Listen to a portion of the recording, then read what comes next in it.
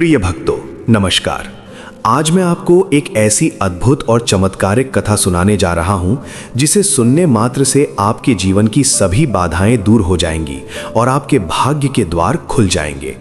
ये कथा है विघ्नहर्ता श्री गणेश जी और सुख समृद्धि की देवी महालक्ष्मी की। लेकिन इस कथा को शुरू करने से पहले मैं आपसे एक छोटा सा अनुरोध करना चाहता हूं।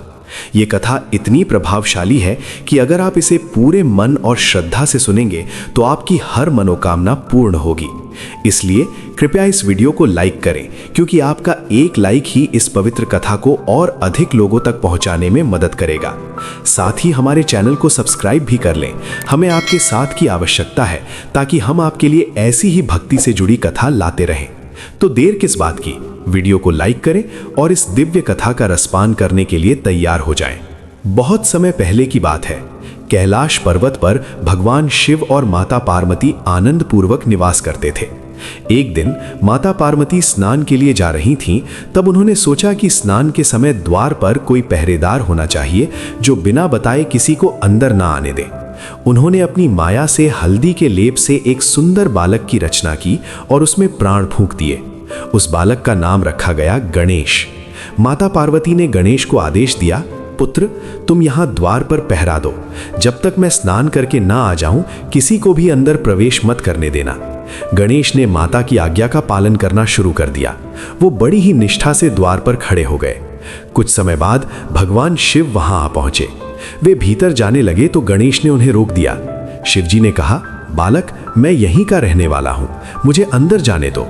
लेकिन गणेश ने उत्तर दिया, मैं नहीं जानता कि आप कौन हैं। मेरी माता ने मुझे किसी को भी अंदर जाने की अनुमति न देने का आदेश दिया है। जब तक माता स्वयं न कहें, मैं किसी को भी अंदर नहीं जाने दे सकता। यह सुनकर शिवजी को क्रोध आ गया। उन्होंने कहा, तुम नहीं जानते मैं कौन हूं, मैं यहां का स्वामी हूं। लेकिन गणेश अपनी माता की आज्ञा पर अटल रहे। इस बात पर शिवजी और गणेश के बीच भयंकर युद्ध हुआ। अंततः शिवजी ने अपने त्रिशूल से गणेश का सिर धड़ से अलग कर दिया। जब माता पार्वती स्नान करके बाहर आईं, तो उन्होंने ये भयानक दृश्य देखा। उनका क्रोध देखते ही बनता था। उन्होंने प्रचंड रूप धारण कर लिया और सृष्टि के संहार की तैयारी कर ली। देवतागण भयभीत हो गए। उन्होंने भगवान शिव से कुछ उपाय करने की प्रार्थना की। शिवजी ने स्थिति को समझा और उन्होंने गणेश को पुनर्जीवित करने का निश्चय किया। उन्होंने अपने गणों को आदेश दिया कि वे जिस किसी भी प्राणी का सिर सबसे पहले उत्तर दिशा की ओर करके पड़ा हुआ मिले, उसे काट कर ले आए। गण उत्तर दिशा की ओर गए तो सबसे पहले उन्हें एक हाथी का बच्चा मिला जो उत्तर की ओर सिर करके सो रहा था। उन्होंने उसका सिर काटकर भगवान शिव को सौंप दिया। शिवजी ने उस हाथी के सिर को गणेश के धड़ पर रख दिया और अपनी शक्ति से उनमें प्राण डाल दिए। गणेश पुनः जीवित हो गए। माता पार्वती प्रसन्न हुई और उन्होंने गणेश को गले लगा लिया। सभी देवताओं ने मिलकर गणेश का अभिनंदन किया। भगवान शिव ने गणेश को अपने पुत्र के रूप में स्वीकार किया और उन्हें गणपति की उपाधि दी, अर्थात सभी गणों के स्वामी। ये हुआ गणपति बप्पा के प्रकट होने का पवित्र प्रसंग। एक दिन कैलाश पर्वत पर देवी महालक्ष्मी का आगमन हुआ। वे साक्षात संपत्ति और ऐश्वर्य की देवी हैं। उन्होंने देखा कि गणेश बड़े ही चंचल और बुद्धिमान बालक हैं, लेकिन उनमें एक बात की कमी है। वे अक्सर अपने भोजन और मोदकों के प्रति इतने आसक्त हो जाते हैं कि संसार की सुध बुध भूल जाते हैं। देवी महालक्ष्मी को यह देखकर थोड़ी चिंता हुई। उन्होंने माता पार्वती से कहा, हे माता, आपका पुत्र गणेश अत्यंत प्रिय और बुद्धिमान है, परंतु उसकी यह आदत उसके भविष्य के लिए बाधा बन सकती है। संसार में बहुत से लोग हैं जो धन और भोजन के पीछे इतने अंधे हो जाते हैं कि वे अपने जीवन के वास्तविक लक्ष्य को भूल जाते हैं। माता पार्वती ने मुस्कुराते हुए कहा, हे देवी, आप सत्य कह रही हैं, लेकिन गणेश अभी बालक हैं, उनका ये स्वभाव है। आप चाहें तो उन्हें आशीर्वाद दे सकती हैं ताकि वे भविष्य में न केवल बुद्धि के देवता बल्कि समृद्धि के भी प्रतीक बने। देवी महालक्ष्मी ने गणेश को अपने पास बुलाया। गणेश ने उन्हें प्रणाम किया। देवी ने उन्हें आशीर्वाद दिया, हे गणेश, तुम सदा बुद्धि, विद्या और समृद्धि के प्रतीक रहोगे। जो भी तुम्हारी पूजा करेगा उसके जीवन में मेरा भी वास होगा। लेकिन याद रखना, सच्ची समृद्धि केवल धन से नहीं बल्कि संतोष और विवेक से आती है। गणेश ने विनम्रता से देवी महालक्ष्मी की बातें सुनी और उनका आशीर्वाद ग्रहण किया। तभी भगवान शिव वहां आ पहुंचे। उन्होंने ये दृश्य देखा तो बहुत प्रसन्न हुए। उन्होंने कहा, हे देवी महालक्ष्मी, आपने मेरे पुत्र को जो आशीर्वाद दिया है वो अद्भुत है। अब गणेश सभी के प्रिय होंगे और उनकी पूजा बिना किसी विघ्न के संपन्न होगी। इस घटना के बाद गणेश और महालक्ष्मी के बीच एक विशेष संबंध स्थापित हुआ। दोनों एक दूसरे के पूरक बन गए। जहां गणेश बुद्धि और विवेक के देवता हैं, वहीं महालक्ष्मी धन और समृद्धि की देवी। ये संदेश मिलता है कि सच्ची समृद्धि के लिए बुद्धि और विवेक का होना अत्यंत आवश्यक है। एक समय की बात है, तीनों लोकों में एक भयंकर समस्या उत्पन्न हो गई। एक दुष्ट राक्षस ने घोर तपस्या करके वरदान प्राप्त कर लिया कि उसे कोई देवता, असुर या मनुष्य नहीं मार सकता। उस वरदान के बल पर उसने तीनों लोकों में हाहाकार मचा दिया। देवताओं के राजा इंद्र को अपना सिंहासन छोड़कर भागना पड़ा। देवी देवता परेशान होकर भगवान विष्णु के पास गए। भगवान विष्णु ने उनकी समस्या सुनी और कहा, इस राक्षस का वरदान बहुत शक्तिशाली है। उसे केवल वही व्यक्ति मार सकता है जो बुद्धि और समृद्धि दोनों का स्वामी हो। ऐसा व्यक्ति और कोई नहीं बल्कि गणपति और महालक्ष्मी का संयुक्त रूप हो सकता है। यह सुनकर सभी देवता हैरान रह गए। उन्होंने पूछा, हे भगवान, ऐसा कैसे संभव है? गणपति और महालक्ष्मी दो अलग अलग देवता हैं। भगवान विष्णु ने मुस्कुराते हुए कहा, तुम सब भूल रहे हो कि गणपति को माता पार्वती का पुत्र होने का आशीर्वाद प्राप्त है और महालक्ष्मी स्वयं समृद्धि की देवी हैं। दोनों के मिलन से एक ऐसी शक्ति उत्पन्न होगी जो इस राक्षस का विनाश कर सकती है, लेकिन इसके लिए गणपति को एक विशेष परीक्षा देनी होगी। देवता ये सुनकर और भी चिंतित हो गए। उन्होंने भगवान विष्णु से उस परीक्षा के बारे में पूछा। भगवान विष्णु ने बताया, गणपति को अपनी बुद्धि और विवेक से यह सिद्ध करना होगा कि वे केवल भोजन और मोदकों के प्रेमी नहीं हैं, बल्कि सच्चे ज्ञानी और संयमी भी हैं। उन्हें एक ऐसी यात्रा पर जाना होगा जहां उन्हें कई कठिनाइयों का सामना करना पड़ेगा। ये यात्रा उन्हें महालक्ष्मी की कृपा प्राप्त करने के लिए करनी होगी। ये सुनकर गणपति आगे बढ़े और बोले, हे भगवान विष्णु, मैं इस यात्रा के लिए तैयार हूं। मुझे जो भी परीक्षा देनी है मैं उसे पूरे मन और श्रद्धा से दूंगा, लेकिन मुझे ये बताएं कि मैं ये यात्रा कैसे और कहां से शुरू करूं। भगवान विष्णु ने गणपति की वीरता और समर्पण देखकर प्रसन्नता व्यक्त की। उन्होंने कहा, हे गणपति, तुम्हें सबसे पहले एक ऐसे स्थान पर जाना होगा जहां साक्षात महालक्ष्मी का निवास है। वो स्थान है समुद्र के बीच में बसा हुआ एक द्वीप। वहां पहुंचने के लिए तुम्हें समुद्र पार करना होगा। समुद्र पार करते समय तुम्हें कई समस्याओं का सामना करना पड़ेगा। एक तूफान आएगा जो तुम्हारी नाव को पलट देगा। फिर एक विशालकाय मछली तुम्हें निगलने की कोशिश करेगी और अंत में तुम्हें एक ऐसा राक्षस मिलेगा जो तुम्हारी बुद्धि की परीक्षा लेगा। अगर तुम इन सभी बाधाओं को पार कर लोगे तो तुम महालक्ष्मी के द्वीप पर पहुंच जाओगे। गणपति ने आत्मविश्वास के साथ कहा, मैं ये यात्रा अवश्य करूंगा। मुझे पूरा विश्वास है कि मैं सभी बाधाओं को पार कर लूंगा और महालक्ष्मी की कृपा प्राप्त करूंगा। गणपति की बातें सुनकर सभी देवता प्रसन्न हुए। उन्होंने गणपति को आशीर्वाद दिया और उनकी यात्रा की सफलता की कामना की। माता पार्वती ने अपने पुत्र को गले लगाया और कहा, हे पुत्र, तुम जा रहे हो, मेरा आशीर्वाद तुम्हारे साथ है। याद रखना, सच्ची बुद्धि और विवेक ही सबसे बड़ी शक्ति है। उनका सदुपयोग करना। गणपति ने माता के चरण स्पर्श किए और यात्रा के लिए प्रस्थान किया। वे समुद्र के किनारे पहुंचे। वहां उन्हें एक छोटी सी नाव मिली। वे उस नाव पर बैठकर समुद्र की ओर बढ़ चले। समुद्र शांत था और मौसम सुहावना था, लेकिन गणपति को पता था कि यह शांति अधिक देर नहीं टिकेगी। कुछ ही देर बाद आकाश में काले बादल छा गए। तेज हवा चलने लगी। समुद्र में ऊंची ऊंची लहरें उठने लगी। तूफान आ गया। गणपति की नाव लहरों के बीच डोलने लगी। लहरें इतनी ऊंची थीं कि वे नाव को पलट सकती थीं, लेकिन गणपति ने घबराने के बजाय अपनी बुद्धि का प्रयोग किया। उन्होंने नाव के अंदर पानी जमा होने से रोकने के लिए अपनी सूंड का सहारा लिया। उन्होंने नाव को संतुलित रखने के लिए अपने बड़े बड़े कानों का उपयोग किया, जैसे पाल का काम करते हों। उनकी इस चतुराई से नाव तूफान में भी स्थिर बनी रही। तूफान धीरे धीरे शांत हुआ, लेकिन अब एक नई समस्या सामने थी। एक विशालकाय मछली ने नाव को घेर लिया। उसका मुंह इतना बड़ा था कि वो पूरी नाव को एक बार में निगल सकती थी। मछली ने नाव की ओर रुख किया और अपना मुंह खोल लिया। गणपति ने तुरंत अपनी बुद्धि लगाई। उन्होंने देखा कि मछली के मुंह में एक छोटा सा छेद है जिससे पानी अंदर जाता है। उन्होंने अपनी सूंड से पानी का एक शक्तिशाली फव्वारा उस छेद की ओर छोड़ा। पानी का वो फव्वारा सीधा मछली के गले में जा लगा। मछली छींकने लगी और उसकी आंखों से पानी बहने लगा। परेशान होकर वो वहां से भाग गई। गणपति ने राहत की सांस ली, लेकिन अभी तीसरी और सबसे कठिन बाधा बाकी थी। वे आगे बढ़े तो उन्हें एक छोटा सा द्वीप दिखाई दिया। वहां पहुंचकर उन्होंने देखा कि वहां एक सुंदर महल है। महल के द्वार पर एक राक्षस खड़ा था। वो राक्षस बहुत ही भयानक दिखता था। उसके 3 सिर थे, 6 हाथ और उसकी आंखों से आग निकल रही थी। उसने गणपति को देखते ही पूछा, तुम कौन हो, यहां कैसे आए? गणपति ने विनम्रता से उत्तर दिया, मैं गणपति हूं, भगवान शिव और माता पार्वती का पुत्र। मैं देवी महालक्ष्मी के दर्शन करने जा रहा हूं।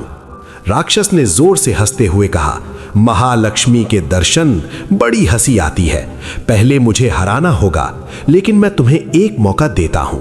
अगर तुम मेरी 3 पहेलियों का सही उत्तर दे दोगे तो मैं तुम्हें जाने दूंगा, वरना तुम्हें यहीं का होके रहना पड़ेगा। गणपति ने साहसपूर्वक कहा, मैं तुम्हारी पहेलियों का उत्तर देने के लिए तैयार हूं। बोलो, तुम्हारी पहली पहेली क्या है? राक्षस ने पहली पहेली पूछी, ऐसी कौन सी चीज है जिसे खाने से मनुष्य संतुष्ट हो जाता है, लेकिन वो चीज जितनी अधिक मिलती है उतनी ही कम होती जाती है? गणपति ने कुछ क्षण सोचा और फिर उत्तर दिया, ये चीज है ज्ञान। ज्ञान को जितना अधिक ग्रहण किया जाए उतना ही उसका विस्तार होता है और मनुष्य संतुष्ट होता है। राक्षस गणपति के उत्तर से प्रभावित हुआ, लेकिन उसने दूसरी पहेली पूछी, वो कौन सा बंधन है जिसे तोड़ना सबसे कठिन है, लेकिन एक बार टूट जाए तो मनुष्य सबसे स्वतंत्र हो जाता है? गणपति ने तुरंत उत्तर दिया, ये बंधन है अहंकार का। अहंकार सबसे कठिन बंधन है, लेकिन जब ये टूट जाता है तो मनुष्य सच्चे अर्थों में स्वतंत्र हो जाता है। राक्षस थोड़ा विचलित हुआ, लेकिन उसने अंतिम पहेली पूछी, बताओ वो कौन सी वस्तु है जिसके होते हुए भी मनुष्य गरीब है और जिसके ना होते हुए भी मनुष्य अमीर है? ये पहेली सबसे कठिन थी। गणपति ने गहराई से विचार किया। उन्होंने अपनी बुद्धि का पूरा प्रयोग किया। फिर उनके चेहरे पर मुस्कान आई और बोले, ये वस्तु है संतोष। संतोष के होते हुए भी अगर मनुष्य में इच्छाएं हैं तो वो गरीब है, और संतोष के ना होते हुए भी अगर मनुष्य के पास सब कुछ है तो वो अमीर नहीं हो सकता। सच्चा धन संतोष है। गणपति के इस उत्तर को सुनते ही राक्षस नतमस्तक हो गया। उसने अपना विकराल रूप त्याग दिया और एक सुंदर देवदूत के रूप में प्रकट हुआ। उसने कहा, हे गणपति, आपने मेरी पहेलियों का उत्तर देकर मुझे श्राप से मुक्त कर दिया। मैं एक देवदूत था जिसे एक राक्षस ने श्राप दे दिया था। उसने कहा था कि जब तक कोई मेरी पहेलियों का उत्तर नहीं देगा मैं इस रूप में रहूंगा। आपने न केवल मुझे मुक्त किया बल्कि ये भी सिद्ध कर दिया कि आप सच्चे ज्ञानी और बुद्धिमान हैं। अब आप आगे बढ़ सकते हैं। महालक्ष्मी का द्वीप अब यहीं से थोड़ी ही दूर पर है। गणपति ने उस देवदूत को आशीर्वाद दिया और आगे बढ़ गए। अब उनके सामने एक सुनहरा द्वीप दिखाई दिया। वो द्वीप इतना सुंदर था कि उसका वर्णन करना संभव नहीं है। वहां के पेड़ सोने के थे, पत्ते चांदी के और फल रत्नों के। हर तरफ खुशहाली और समृद्धि छाई हुई थी। गणपति समझ गए कि यही महालक्ष्मी का द्वीप है। उन्होंने द्वीप पर कदम रखा और आगे बढ़ने लगे। तभी उन्हें एक भव्य महल दिखाई दिया। वो महल हजारों सूर्यों के समान चमक रहा था। यही वो स्थान था जहां देवी महालक्ष्मी निवास करती थीं। गणपति महल के द्वार पर पहुंचे। द्वार पर 2 द्वारपालिकाएं खड़ी थीं। उन्होंने गणपति को देखा तो प्रणाम किया। गणपति ने कहा, मैं गणपति हूं। मैं देवी महालक्ष्मी के दर्शन करना चाहता हूं। कृपया मुझे अंदर जाने की अनुमति दें। द्वारपालिकाओं ने कहा, हे देव, देवी महालक्ष्मी आपकी प्रतीक्षा कर रही हैं। कृपया अंदर पधारें। गणपति अंदर गए तो देखा कि देवी महालक्ष्मी एक सिंहासन पर विराजमान है। उनके चारों ओर अपार धन संपत्ति और ऐश्वर्य बिखरा हुआ था। गणपति ने उन्हें साष्टांग प्रणाम किया। देवी महालक्ष्मी ने उन्हें आशीर्वाद दिया और कहा, हे गणपति, तुमने इस यात्रा में बड़ी बुद्धिमानी और साहस का परिचय दिया है। तुमने साबित कर दिया कि तुम केवल भोजन और मोदकों के प्रेमी नहीं हो, बल्कि सच्चे ज्ञानी और संयमी भी हो। मैं तुमसे बहुत प्रसन्न हूं। गणपति ने विनम्रता से कहा, हे माता, ये सब आपकी कृपा से ही संभव हुआ है। मैंने हर कदम पर आपका आशीर्वाद महसूस किया है। देवी महालक्ष्मी ने कहा, हे पुत्र, अब मैं तुम्हें एक विशेष वरदान देती हूं। जो भी भक्त तुम्हारी और मेरी एक साथ पूजा करेगा, उसके जीवन की सभी बाधाएं दूर हो जाएंगी और उसके घर में कभी धन धान्य की कमी नहीं होगी। तुम्हारी बुद्धि और मेरी समृद्धि का ये संगम अटूट रहेगा। गणपति ने देवी महालक्ष्मी का आभार व्यक्त किया। तभी वहां एक दिव्य प्रकाश हुआ और उसमें से भगवान विष्णु प्रकट हुए। उन्होंने कहा, हे देवी महालक्ष्मी, आपने गणपति को जो वरदान दिया है वो सृष्टि के कल्याण के लिए है। अब ये राक्षस जो तीनों लोकों में हाहाकार मचा रहा है उसका विनाश होगा, लेकिन उस राक्षस का वध करने के लिए एक और कार्य करना होगा। गणपति और आपको मिलकर एक विशेष यज्ञ करना होगा। ये यज्ञ उस राक्षस के वरदान को निष्प्रभावी कर देगा। ये सुनकर देवी महालक्ष्मी और गणपति ने यज्ञ करने का निश्चय किया। उस यज्ञ की तैयारियां शुरू हुईं, लेकिन उस दुष्ट राक्षस को इस बात का पता चल गया। वो यज्ञ को विफल करने के लिए स्वयं वहां पहुंच गया। अब देखना यह था कि गणपति और महालक्ष्मी मिलकर उस राक्षस का सामना कैसे करते हैं और उसका विनाश कैसे होता है। ये रहस्य अभी बाकी है। देवी महालक्ष्मी के द्वीप पर यज्ञ की तैयारियां जोरों पर चल रही थीं। स्वयं भगवान विष्णु ने यज्ञ की रचना की थी। ये कोई साधारण यज्ञ नहीं था, बल्कि एक ऐसा दिव्य अनुष्ठान था जो गणपति की बुद्धि और महालक्ष्मी की समृद्धि के संगम से संपन्न होने वाला था। यज्ञ वेदी का निर्माण दिव्य रत्नों और स्वर्ण से किया गया। चारों ओर सुगंधित पुष्प बिछाए गए और दिव्य घृत की सुगंध से पूरा वातावरण महक उठा। गणपति ने यज्ञ का आरंभ किया। उन्होंने सबसे पहले भगवान विष्णु और देवी महालक्ष्मी का ध्यान किया। फिर उन्होंने यज्ञ की अग्नि प्रज्वलित की। उस अग्नि की लपटें इतनी तेज थीं कि वे आकाश को छूने लगी। गणपति ने वेद मंत्रों का उच्चारण करना शुरू किया। उनके मुख से निकले हर मंत्र का प्रभाव चारों ओर फैलने लगा। देवी महालक्ष्मी ने यज्ञ में आहुति देना शुरू किया। वे सोने, चांदी, रत्न, माणिक्य और अनमोल वस्तुओं की आहुति दे रही थीं। उनके द्वारा दी गई हर आहुति यज्ञ की अग्नि को और अधिक प्रज्वलित कर रही थी। इधर यज्ञ चल ही रहा था कि उधर उस दुष्ट राक्षस को इस बात का पता चल गया। उसका नाम था संतापासुर। उसने घोर तपस्या करके ब्रह्मा जी से वरदान प्राप्त किया था कि उसे कोई देवता, असुर या मनुष्य नहीं मार सकता। इस वरदान के बल पर उसने तीनों लोकों में आतंक मचा दिया था। उसने देवताओं को स्वर्ग से भगा दिया था, ऋषि मुनियों की तपस्या भंग कर दी थी और मनुष्यों को अपना दास बना लिया था। जब उसे पता चला कि गणपति और महालक्ष्मी मिलकर उसके विनाश के लिए यज्ञ कर रहे हैं, तो वो क्रोध से भर उठा। संतापासुर ने गर्जना करते हुए कहा, ये क्या, कोई मेरा विनाश करने का प्रयास कर रहा है? मैं वो राक्षस हूं जिसे कोई नहीं मार सकता। देखता हूं ये गणपति नाम का बालक और ये महालक्ष्मी नाम की देवी क्या कर सकते हैं। मैं स्वयं वहां जाता हूं और इस यज्ञ को नष्ट कर देता हूं। ये कहते हुए संतापासुर अपनी भयंकर सेना के साथ महालक्ष्मी के द्वीप की ओर चल पड़ा। उसकी सेना में हजारों राक्षस थे जो अलग अलग रूप धारण कर सकते थे। वे बादलों की तरह आकाश में छा गए और उनका काला साया पूरे द्वीप पर फैल गया। द्वीप पर यज्ञ चल रहा था। अचानक आकाश में अंधेरा छा गया। तेज हवा चलने लगी। यज्ञ की अग्नि डगमगाने लगी। गणपति ने तुरंत स्थिति को भांप लिया। उन्होंने अपनी सूंड उठाई और एक शक्तिशाली लहर उत्पन्न की, जिससे यज्ञ वेदी के चारों ओर एक सुरक्षा कवच बन गया। उन्होंने देवी महालक्ष्मी से कहा, हे माता, वो राक्षस आ गया है, हमें सावधान रहना होगा, यज्ञ बाधित नहीं होना चाहिए। देवी महालक्ष्मी ने शांत भाव से कहा, हे पुत्र, घबराओ मत, हम दोनों मिलकर इस राक्षस का सामना करेंगे। तुम यज्ञ जारी रखो, मैं उसका सामना करती हूं। देवी महालक्ष्मी ने अपना विशाल रूप धारण किया। उनके 8 भुजाओं में अलग अलग अस्त्र शस्त्र प्रकट हो गए। वे यज्ञ वेदी के सामने खड़ी हो गईं। उनका तेज इतना प्रचंड था कि राक्षसों की सेना आगे नहीं बढ़ पा रही थी। संतापासुर ने देवी महालक्ष्मी को देखा तो जोर से हंसा। उसने कहा, हे देवी, तुम मुझे रोकने का प्रयास कर रही हो? मुझे कोई नहीं रोक सकता। मैं तुम्हें और इस गणपति नाम के बालक को नष्ट कर दूंगा। देवी महालक्ष्मी ने गर्जना करते हुए कहा, अरे दुष्ट, तूने तीनों लोकों में जो अत्याचार किए हैं उनकी सजा अब तुझे मिलनी ही चाहिए। आज मैं तेरा अंत करूंगी। युद्ध आरंभ हो गया। देवी महालक्ष्मी ने अपने अस्त्रों से राक्षसों की सेना पर प्रहार किया। उनके बाण राक्षसों के शरीर को चीरते हुए निकल जाते थे। उनके चक्र ने सैकड़ों राक्षसों के सिर धड़ से अलग कर दिए। उनकी तलवार ने राक्षसों की सेना को काटकर ढेर कर दिया। लेकिन संतापासुर बहुत शक्तिशाली था। उसने अपनी माया का प्रयोग करना शुरू कर दिया। उसने हजारों रूप धारण कर लिए। हर रूप में वो देवी पर आक्रमण कर रहा था। देवी महालक्ष्मी को थोड़ी कठिनाई होने लगी। वे संतापासुर के असली रूप का पता नहीं लगा पा रही थीं। तभी गणपति ने यज्ञ वेदी से ही अपनी बुद्धि का प्रयोग किया। उन्होंने ध्यान की अवस्था में जाकर संतापासुर के असली रूप का पता लगाया। उन्होंने देवी महालक्ष्मी को संकेत दिया, हे माता, वो राक्षस तुम्हारे दाहिनी ओर है। वो जो नीले रंग का रूप धारण किए हुए है वही उसका असली रूप है। देवी महालक्ष्मी ने तुरंत अपना ध्यान उस ओर केंद्रित किया। उन्होंने अपने त्रिशूल से उस नीले रंग के रूप पर प्रहार किया। त्रिशूल सीधा संतापासुर के असली रूप को जा लगा। वो बुरी तरह घायल हो गया, लेकिन उसने हार नहीं मानी। उसने और अधिक भयानक रूप धारण कर लिया। अब संतापासुर ने अपनी अंतिम माया का प्रयोग किया। उसने एक विशाल अग्निबाण छोड़ा जो सीधा यज्ञ वेदी की ओर बढ़ रहा था। यदि वो बाण यज्ञ वेदी पर गिरता तो पूरा यज्ञ नष्ट हो जाता।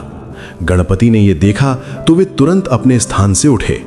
उन्होंने अपनी सूंड से एक ऐसा जल स्रोत उत्पन्न किया जिससे वो अग्निबाण बुझ गया। लेकिन इस बीच यज्ञ की अग्नि मंद पड़ने लगी थी। देवी महालक्ष्मी ने यह देखा तो वे चिंतित हो गईं। उन्होंने गणपति से कहा, हे पुत्र, यज्ञ की अग्नि मंद पड़ रही है। यदि ये अग्नि बुझ गई तो हमारा सारा प्रयास व्यर्थ हो जाएगा। हमें इसे पुनः प्रज्वलित करना होगा। गणपति ने कहा, हे माता, मैं इस अग्नि को पुनः प्रज्वलित करता हूं, लेकिन उसके लिए मुझे आपकी सहायता चाहिए। आप मुझे अपनी कुछ शक्ति प्रदान करें। देवी महालक्ष्मी ने अपनी शक्ति का एक अंश गणपति को प्रदान किया। गणपति ने उस शक्ति को ग्रहण किया और फिर से वेद मंत्रों का उच्चारण करना शुरू किया। उनके मुख से निकले मंत्रों की ध्वनि से यज्ञ की अग्नि पुनः प्रज्वलित हो गई। अब वो अग्नि पहले से भी अधिक तेज थी। उस अग्नि की लपटें आकाश में इतनी ऊंची उठीं कि वे ब्रह्मांड को भी छूने लगीं। संतापासुर ने यह देखा तो वो और अधिक क्रोधित हो गया। उसने अपनी सारी शक्ति लगाकर एक अंतिम प्रहार किया। उसने एक ऐसा शक्तिशाली प्रहार किया कि पूरा द्वीप हिलने लगा। देवी महालक्ष्मी और गणपति को संतुलन बनाए रखने में कठिनाई हो रही थी, लेकिन दोनों ने हार नहीं मानी। गणपति ने अपनी बुद्धि का प्रयोग किया। उन्होंने देखा कि संतापासुर की शक्ति का स्रोत उसके मस्तक पर स्थित एक रत्न है। वो रत्न उसे ब्रह्मा जी के वरदान से प्राप्त हुआ था। यदि वो रत्न नष्ट हो जाता तो उसकी शक्ति समाप्त हो जाती। गणपति ने यह बात देवी महालक्ष्मी को बताई। देवी महालक्ष्मी ने तुरंत अपना ध्यान उस रत्न पर केंद्रित किया। उन्होंने अपने चक्र को उस रत्न की ओर छोड़ा। चक्र तेजी से घूमता हुआ सीधा संतापासुर के मस्तक पर जा लगा। चक्र ने उस रत्न को चूर चूर कर दिया। रत्न के टूटते ही संतापासुर की सारी शक्ति समाप्त हो गई। वो कमजोर होकर जमीन पर गिर पड़ा। अब संतापासुर ने अपना असली रूप दिखाया। वो एक दुबला पतला और निर्बल राक्षस था। उसने गिड़गिड़ाते हुए कहा, हे देवी, हे गणपति, मुझे क्षमा कर दो। मैंने अपने वरदान के बल पर बहुत अत्याचार किए हैं। मुझे इसका पश्चाताप है। कृपया मुझे जीवन दान दे दो। देवी महालक्ष्मी ने कहा, तूने तीनों लोकों में जो पाप किए हैं उनकी सजा तुझे मिलनी चाहिए, लेकिन तूने अंत में क्षमा मांगी है, इसलिए मैं तुझे जीवन दान देती हूं। परंतु तुझे अब इस लोक में रहने का अधिकार नहीं है। तू पाताल लोक में चला जा और वहां जाकर तपस्या कर। संतापासुर ने देवी महालक्ष्मी की आज्ञा का पालन किया और पाताल लोक की ओर चला गया। उसके जाने के बाद तीनों लोकों में खुशी की लहर दौड़ गई। देवता स्वर्ग लौट आए। ऋषि मुनियों की तपस्या पुनः शुरू हो गई। मनुष्यों को उसके अत्याचार से मुक्ति मिल गई। सभी ने मिलकर गणपति और महालक्ष्मी की जय जयकार की। भगवान विष्णु महाप्रकट हुए। उन्होंने गणपति और महालक्ष्मी को आशीर्वाद दिया।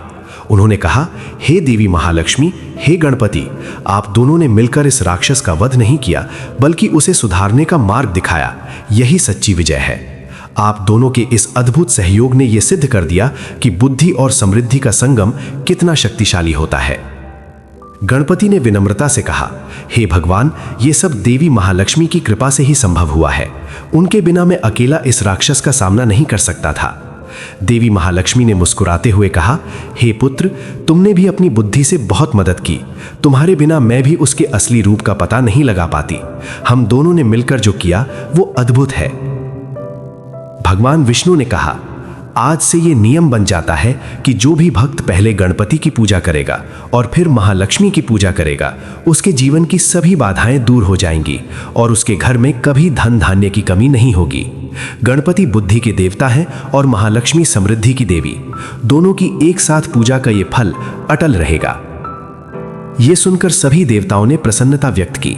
उन्होंने गणपति और महालक्ष्मी पर पुष्प वर्षा की। गणपति ने सभी को आशीर्वाद दिया और कैलाश पर्वत की ओर प्रस्थान किया। देवी महालक्ष्मी अपने द्वीप पर विराजमान रहीं, लेकिन अब उन्होंने ये वरदान दे दिया कि जहां भी गणपति की पूजा होगी वहां उनका भी वास होगा। तभी वहां पर एक और घटना घटी। एक गरीब ब्राह्मण वहां आया। वो बहुत दुखी था। उसके पास खाने के लिए अन्न नहीं था, पहनने के लिए वस्त्र नहीं थे। उसने गणपति और महालक्ष्मी की इस कथा को सुना था और वो उनके दर्शन करने आया था। उसने गणपति को देखा तो उनके चरणों में गिर पड़ा।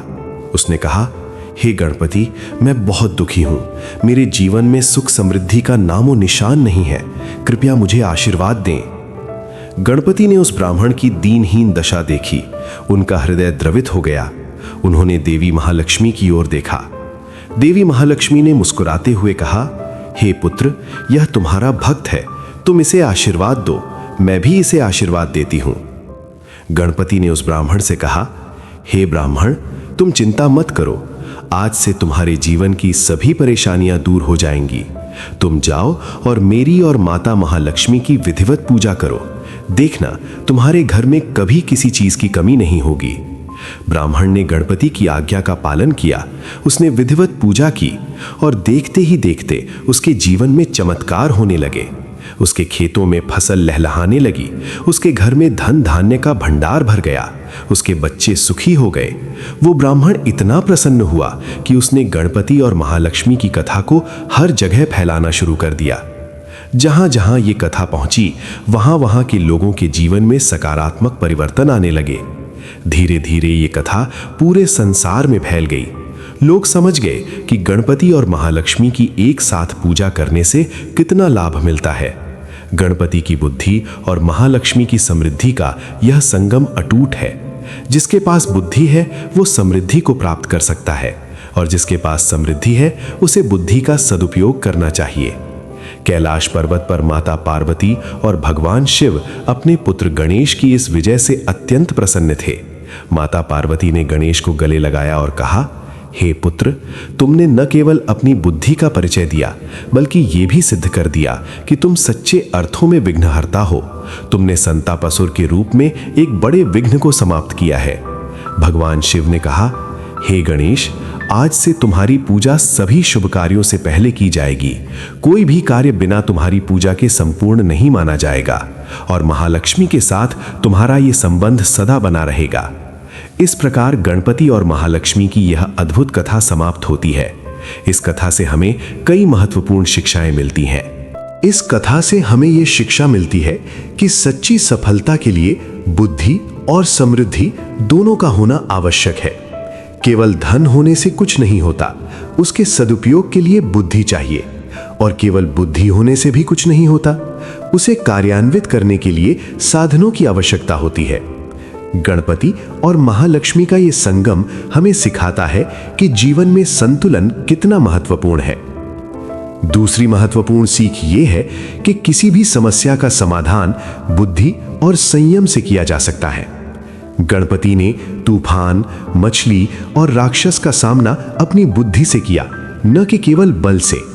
यह हमें सिखाता है कि कठिन से कठिन परिस्थिति में भी हमें अपना संयम नहीं खोना चाहिए और बुद्धि से काम लेना चाहिए। तीसरी सीख यह है कि सच्ची विजय शत्रु को नष्ट करने में नहीं, बल्कि उसे सुधारने में है।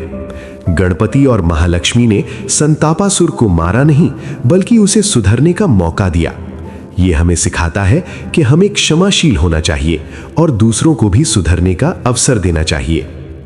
चौथी सीख यह है कि माता पिता का आशीर्वाद और उनकी सीख हमारे जीवन का सबसे बड़ा धन है। गणपति ने माता पार्वती और भगवान शिव के आशीर्वाद से ही ये सब कुछ किया। उन्होंने हर कदम पर उनका मार्गदर्शन लिया। अंतिम और सबसे महत्वपूर्ण सीख ये है कि सच्ची भक्ति और श्रद्धा से हम किसी भी देवता को प्रसन्न कर सकते हैं और उनकी कृपा प्राप्त कर सकते हैं। उस गरीब ब्राह्मण ने केवल अपनी श्रद्धा और भक्ति से गणपति और महालक्ष्मी की कृपा प्राप्त कर ली। उसके पास धन नहीं था, लेकिन उसके पास सच्ची भक्ति थी, जो सबसे बड़ी पूंजी है। तो प्रिय भक्तों, ये थी गणपति बप्पा और महालक्ष्मी की इस अद्भुत कथा का दूसरा और अंतिम भाग। मुझे आशा है कि आपको ये कथा पसंद आई होगी और इससे आपको जीवन में आगे बढ़ने की प्रेरणा मिली होगी। अगर आपको ये कथा पसंद आई हो तो कृपया इस वीडियो को लाइक करें और हमारे चैनल को सब्सक्राइब करें, ताकि आप भविष्य में ऐसी ही और पौराणिक एवं प्रेरणादायक कथाओं का लाभ उठा सकें। अपने मित्रों और परिवार वालों के साथ भी इस कथा को साझा करें, ताकि वे भी इस पवित्र कथा का लाभ उठा सकें और उनके जीवन की सभी बाधाएं दूर हो सकें। जय गणेश, जय महालक्ष्मी।